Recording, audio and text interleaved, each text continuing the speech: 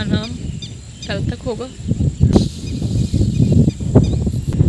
कल के बाद उनका शायद दुनिया से या सब लोगों के जहन से निकल जाएगा। फील करने से बड़ा बेकार सा लग रहा है, ऐसा क्यों? So guys, welcome back to my new blog. आप सब कैसे हैं? आशा करते हैं बहुत अच्छे होंगे। और मैं अभी पार्टी में अब ब्लॉग्स बिल्कुल मैं बहुत दिनों से, मुझे लगभग 2 वीक होने को है, मैंने कोई वीडियो अपलोड नहीं की है बस। और आज 22 जून है और अभी मैं छत में हूँ अपनी। और मेरे ब्लॉग बनाने का कारण भी आप लोग जानते हैं, होप आप लोग ने देखा होगा वीडियोस। तो आज 22 जून है और कल मेरे बब्बा की 13वीं है। तो मैंने सोचा क्यों ना थोड़ा सा अभी ब्लॉग बना लिया जाए। और कल देखती हूँ मैं कितना बना पाती हूँ, आपको कितना दिखा पाती हूँ। तो अभी मौसम तो गाइस बहुत अच्छा है, आप लोग देख सकते हैं पीछे। और देखिए मेरे बब्बा का चिता यहाँ पे जो बनवाया जाता है। आज जो 22 जून है, कई लोगों ने कहा कि कल से हमारे बब्बा का अंतिम दिन होगा। वो उनका नाम कल तक होगा।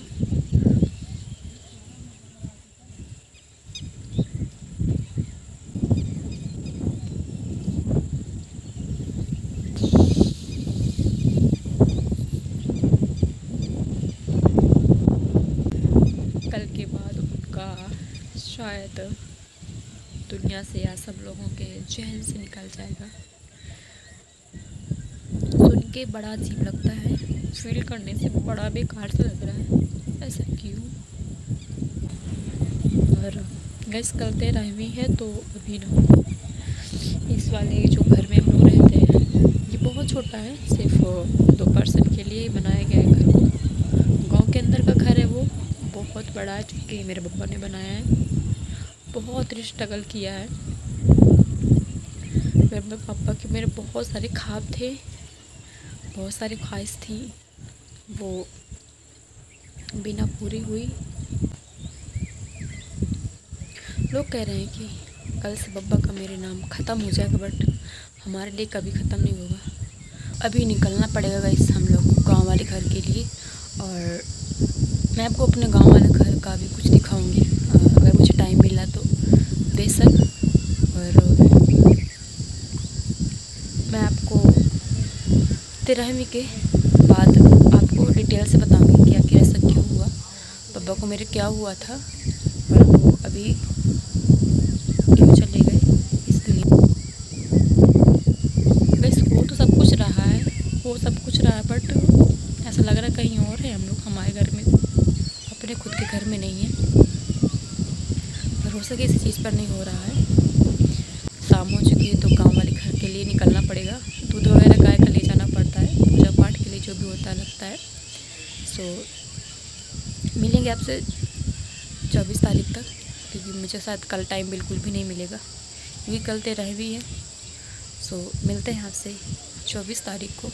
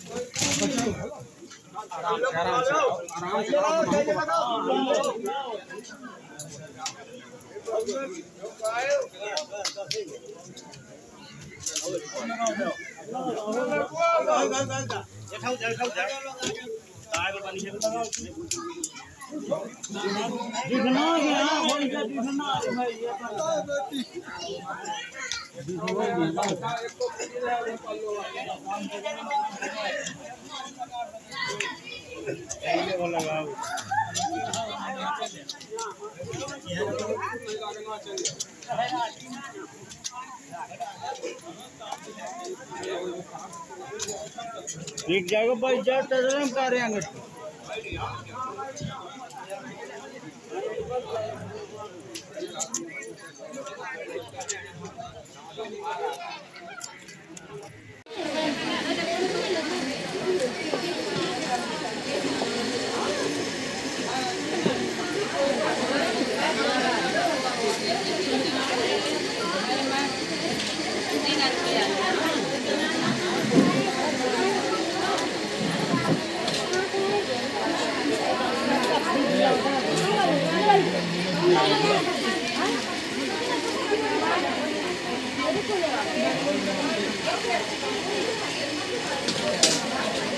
तो आज है 28 जून। जैसा कि मैंने आपसे कहा था कि मैं 24 जून को हो सकता है आपसे मिल पाऊँ, बट सच बताऊँ तो बिल्कुल भी मन नहीं कर रहा, किसी भी काम में मन नहीं लग रहा। ऐसा लग रहा है चुपचाप शांत बैठूँ, माइंड में कुछ चल रहा है, समझ नहीं आ रहा है क्या चल रहा है। तो गाइस वीडियो को लंबा नहीं करूँगी और मैं आपको बताऊँगी कि आखिर मेरे बाबा जी को हुआ क्या था। तो दोस्तों, आज से 2.5-3 साल पहले मेरे बाबा जी को पहला अटैक आया था। तो पता चला कि उनके हार्ट में प्रॉब्लम है, तो उनको पेस मेकर मशीन लगी हुई थी। इलाहाबाद से उनका ट्रीटमेंट चल रहा था। हर महीने उनको ट्रीटमेंट के लिए बुलाया जा रहा था। सब कुछ ठीक था, नॉर्मल था, सब कुछ अच्छी लाइफ चल रही थी। मेरे बाबा जी की 4 जून को थोड़ा सा तबीयत ख़राब हुई थी। ये था कि लूज़ मोशन हुआ है, तो उनको ड्रिप चढ़ी थी। और 6 जून की सुबह ना इतनी गंदी थी हमारे लिए, बहुत ही बेकार थी। मेरे बाबा जी को अटैक इतना ज़ोर का आया, इतना ज़ोर का अटैक था कि मेरे बाबा सहन नहीं कर पाए, बहुत ज़्यादा चीखे चिल्लाए, बेहोश हो चुके थे। जल्दी जल्दी उन्हें हॉस्पिटल ले जाया गया और हॉस्पिटल में डॉक्टर्स ने बोला कि इन्हें जल्दी से जल्दी आप कानपुर, लखनऊ या कहीं भी आप इनको इलाहाबाद लेके जाइए।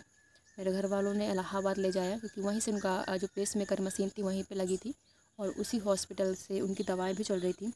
2 बजे का टाइम था दोपहर में और एकदम स्पीड से जाया गया, क्योंकि किसी को होश नहीं था। बस ये था कि बस जल्दी से जल्दी पहुंच जाएं 2 घंटे के अंदर अंदर, क्योंकि डॉक्टर्स ने बोला था कि 2 घंटे के अंदर अगर नहीं पहुंच पाएँ तो हो सकता है ये ना बचें।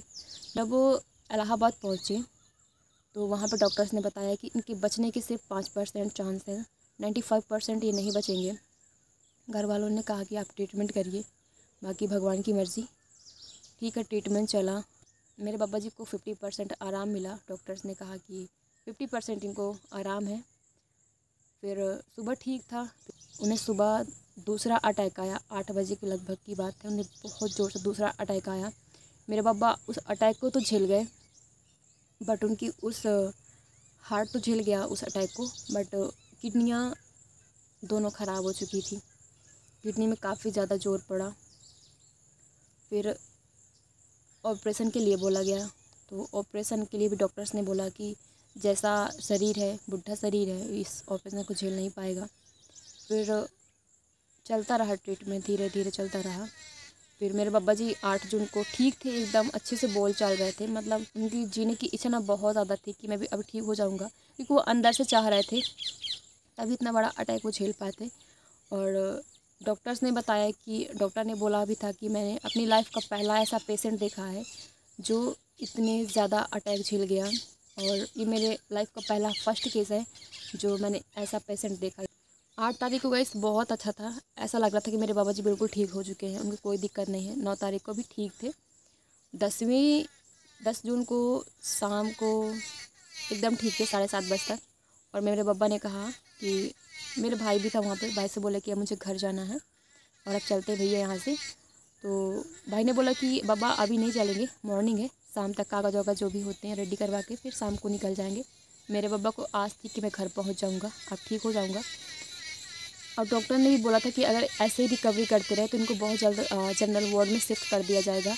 बट ईश्वर को कुछ और मंजूर था। 10 जून को 8 साढ़े 8 बजे जब डॉक्टर बाहर से आए, उन्होंने कहा कि ये 3 घंटे से ज़्यादा नहीं चल पाए। सबका शरीर ठंडा पड़ चुका था, सबका माइंड एकदम फ्रीज हो चुका था। जिससे कुछ नहीं समझ में आ रहा था कि अभी भी तो सब कुछ ठीक था, बाबा हमारे बोल रहे थे। और अभी तो डॉक्टर ने कहा कि अगर ऐसे रिकवरी करते रहे तो इनको बहुत जल्द जनरल वार्ड में, बोले थे कल इनको जनरल वार्ड में शिफ्ट कर दिया जाएगा। और उसी रात 10 जून को 11:30 तक मेरे बाबा ने इस दुनिया को अलविदा बोल दिया। और सब कुछ हो के सब कुछ चले गए। मेरे बाबा जी ने बहुत सारे ख्वाब देखे थे, सपने देखे थे, और बहुत सारी उनकी इच्छा थी कि अभी मैं जीऊँगा। मैं बोलती थी बाबा का हाथ देख के, बाबा आप 100 साल तक जियोगे। किसको क्या पता कि मेरे बाबा जी ऐसे छोड़ के चले जाएंगे। मैं अपने बाबा का हमेशा हाथ देख के बताती कि बाबा आपकी लाइफ लाइन एकदम 100+ है, आप 100 साल से ज़्यादा जियोगे। बट वैसा कुछ नहीं था। ये रेखाएँ सब बेकार होती हैं। मेरे बाबा कहीं भी रहे, भगवान से उनको बस अच्छी योनि में जन्म दें, एकदम उनको अच्छे घर परिवार में जन्म दें। लाइफ लाइन बहुत बहुत आधे में ही कट गई है। मेरे बाबा की पूरी लाइफ लाइन एकदम पीछे तक थी। मैं बोलती थी बाबा आप ना पूरे 100 साल से ज़्यादा जियोगे। बाबा हंसते थे कि हाँ 100 साल जीना पड़ेगा अभी। 10-12 साल और दे देते मेरे बाबा को, सब कुछ उनके सारे सपने पूरे हो जाते हैं।